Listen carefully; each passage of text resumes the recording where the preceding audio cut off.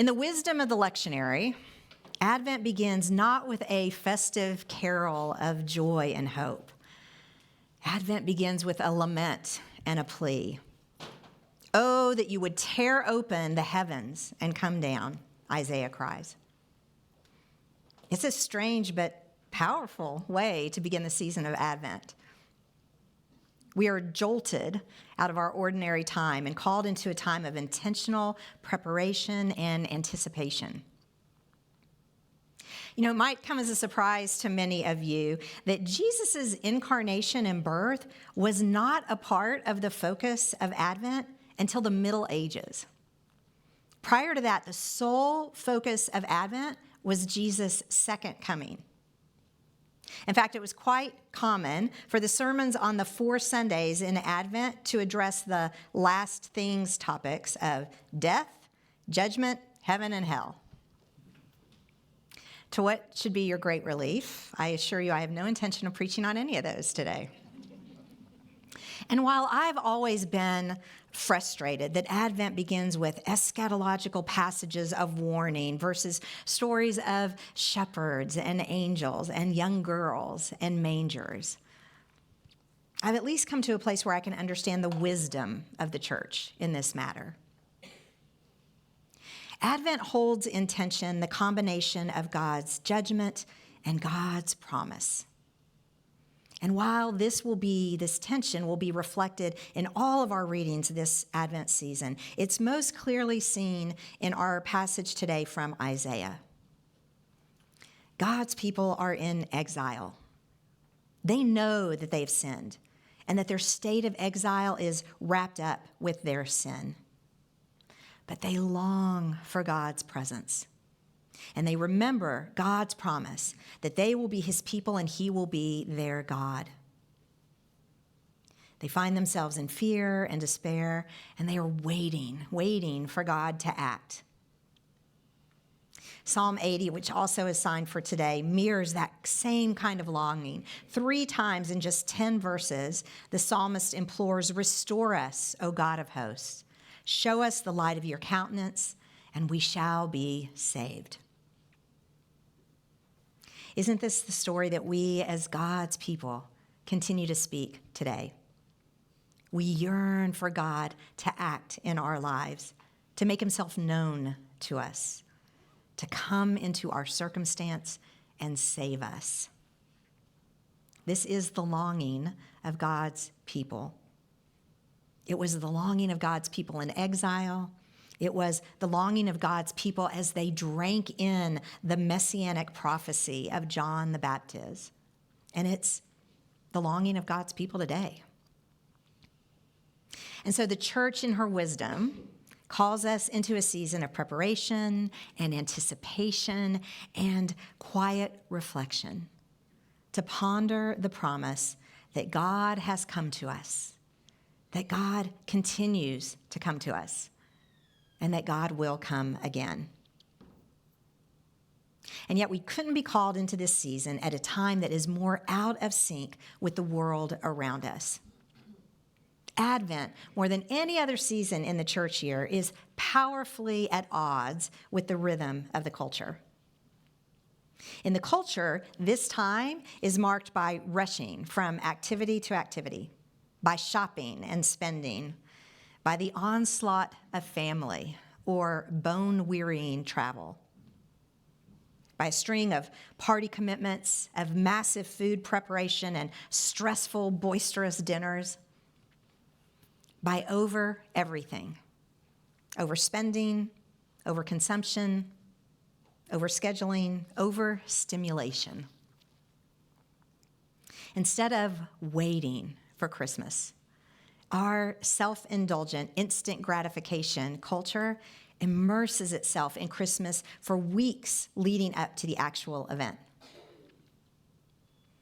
Nowhere is this conflict seen more clearly than in the common complaint from you, our parishioners, that you don't get to sing Christmas carols in church during Advent. And then because of saturation from the culture in every store and mall and radio station, you're ready to be done with them on Christmas Day instead of enjoying them throughout the Christmas season, which actually begins on Christmas Day and runs through Epiphany. The pace and expectations of this season produce anxiety. It's almost as if, as a culture, we're working hard to infuse this time with meaning because we fear that, in fact, it has none. While our outer world is harassed by rampant activity, harried crowds, and the consumerist clutter of this whole season, our inner worlds stir with longing for deep experiences of grace and connection, for moments of pregnant silence, for times of candlelit reflections on the fullness of divinity wrapped as a child. This is where we in the church can be a great witness to the culture. We can pitch our tents in a space where we observe the frenzied activity of the season without getting all caught up in it. We can protect the margins of our lives, choosing to limit our activities, focusing on those that are most meaningful and least stressful for us and for the people that we love. We can emphasize presence over activity. We can set aside intentional time for reflection to embody that waiting to which this season calls us. We can use the rituals of the season that the church has given us over these many years to help us stay in this space. The Advent wreath, an Advent calendar, an Advent devotional. We can wait. To decorate the tree, to play the carols, to open the gifts. We can witness to peaceful hope in a culture that attempts to fend off its fear and loneliness and despair with frantic busyness.